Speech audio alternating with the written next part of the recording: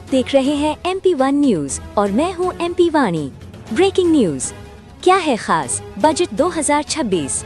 बड़ी खबर, रक्षा बजट 7.85 लाख करोड़ के साथ प्राथमिकता। खबर की शुरुआत सांसद दिल्ली। केंद्रीय वित्त मंत्री निर्मला सीतारमण ने आज संसद में 7/26/27 का आम बजट पेश किया, लेकिन आम आदमी को लुभाने वाला कोई बड़ा ऐलान नहीं किया। उन्होंने पश्चिम बंगाल, तमिलनाडु, केरल, असम और पुडुचेरी जैसे चुनावी राज्यों के वोटरों को लुभाने के लिए भी कोई घोषणा नहीं की। वित्त मंत्री ने सबसे महत्वपूर्ण ऐलान देश के रक्षा बजट को बढ़ाने का किया, जो अब 7.85 लाख करोड़ रुपए होगा। सरकार सैन्य बलों के आधुनिकीकरण पर अब 2.19 लाख रुपए करोड़ खर्च करेगी। पिछले साल ये रकम 1.80 लाख करोड़ थी। आइए जानते हैं इस बार के बजट में किसके लिए क्या है।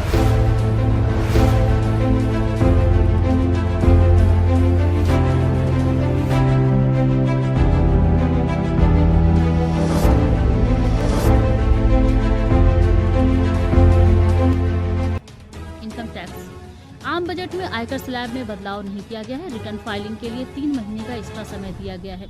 इनकम टैक्स फॉर्म रिडिजाइन किए गए हैं ताकि आम लोग उसे आसानी से भर सकें। स्वास्थ्य, बजट में कैंसर की 17 एडवांस दवाओं से कस्टम ड्यूटी हटाने का ऐलान किया गया है। ये दवाएं विदेश से आयात होती हैं। इसके अलावा हीमोफीलिया, सिकल सेल और मस्कुलर डिस्ट्रॉफी जैसी 7 दुर्लभ बीमारियों की दवाएं भी ड्यूटी फ्री कर दी गई हैं। आयुर्वेद, देश में पहली बार 3 आयुर्वेदिक एम्स बनाए जाएंगे। आयुर्वेदिक दवाइयों की टेस्टिंग के लिए नेशनल लैब्स भी बनाई जाएंगी। भारत को ग्लोबल लेवल पर बायो फार्मा प्रोडक्ट के उत्पादन का हब बनाया जाएगा। अगले 5 साल में देश भर में 1 lakh specialist health care professional तैयार किए जाएंगे। इस पर 10,000 करोड़ रुपए खर्च किए जाएंगे। गर्ल्स एजुकेशन, देश के हर जिले में गर्ल्स हॉस्टल बनाया जाएगा। देश में इस समय 789 जिले हैं। छात्राओं को विज्ञान, प्रौद्योगिकी, इंजीनियरिंग और गणित की शिक्षा देने पर भी विशेष जोर रहेगा। महिला, लखपति दीदी की तर्ज पर महिला स्वयं सहायता समूह की उद्यमी महिलाओं के लिए शी मार्ट बनाए जाएंगे। इन दुकानों को महिलाओं के स्वयं सहायता समूह ही चलाएंगे। यहाँ महिलाओं के बनाए खाद्य पदार्थ, हस्तशिल्प, कपड़े और स्थानीय उत्पाद सीधे बेचे जाएंगे। इससे बिचौलियों से मुक्ति मिलेगी और महिलाओं को कारोबार का मालिकाना हक मिलेगा। रेल, जलमार्ग और ग्रीन ट्रांसपोर्ट सेक्टर, देश में मुंबई पुणे, पुणे हैदराबाद, हैदराबाद चेन्नई, हैदराबाद बेंगलुरु, चेन्नई बेंगलुरु, दिल्ली वाराणसी और वाराणसी से सिलीगुड़ी में 7 हाई स्पीड रेल कॉरिडोर बनेंगे। अगले 5 सालों में 20 नए राष्ट्रीय राजमार्ग बनेंगे।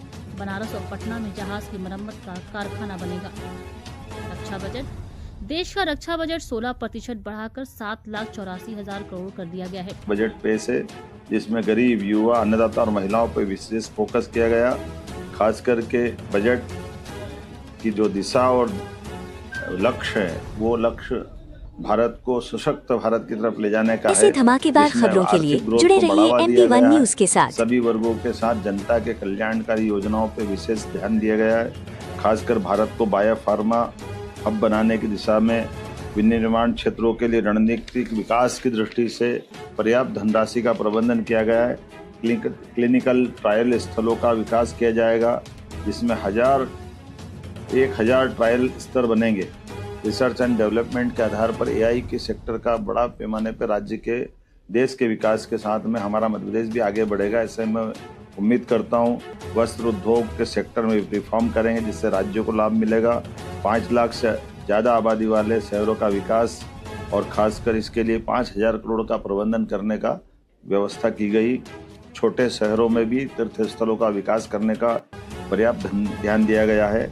केयर इकोसिस्टम के माध्यम से बुजुर्गों का इलाज सही समय पर हो जाए, इसका प्रबंधन भी किया है। देश के प्रत्येक जिले में एक महिला छात्रावास बनाने का निर्माण, ये नारी सशक्तिकरण की दिशा में ठोस कदम है। भारत ग्लोबल मैन्युफैक्चरिंग का हब बने, इसके भी पर्याप्त प्रबंधन किए गए हैं। इससे कई वैश्विक देशों की चुनौतियों से निपटने में भी हमारी सरकार सक्षम होगी। गंभीर बीमारियों के लिए दवाई सस्ती करके ये सच में बड़ा काम किया है, जिसमें बीमारों के लिए कोई वर्ग का भी हो, लेकिन गंभीर बीमारियां हैं, उसका इलाज बड़ा महंगा पड़ता है। ऐसे में दवाई की सस्ती करना, माननीय प्रधानमंत्री जी को, माननीय वित्त मंत्री जी को बधाई देना चाहूँगा। खास करके पर्यटन स्थलों पर हजारों गाइड रख करके रोजगार के नए मार्ग को ढूंढने का प्रयास किया गया है। आर्कियोलॉजी की दृष्टि से, पुरातत्व की दृष्टि से जो रिजर्व स्थान है, उनको भी टूरिज्म की दृष्टि से खोलने का जो निर्णय किया गया है, इससे हमारी प्राचीन विरासत को भी लोग जानने समझने के लिए अवसर लेंगे और ऐसे में विदेशी पर्यटकों को लाने के लिए 2% टैक्स की कमी करते हुए उनके लिए जो विशेष सौगात दी, जिसके आधार पर वैश्विक स्तर पर टूरिज्म के सेक्टर में भारत का स्थान और बढ़ेगा।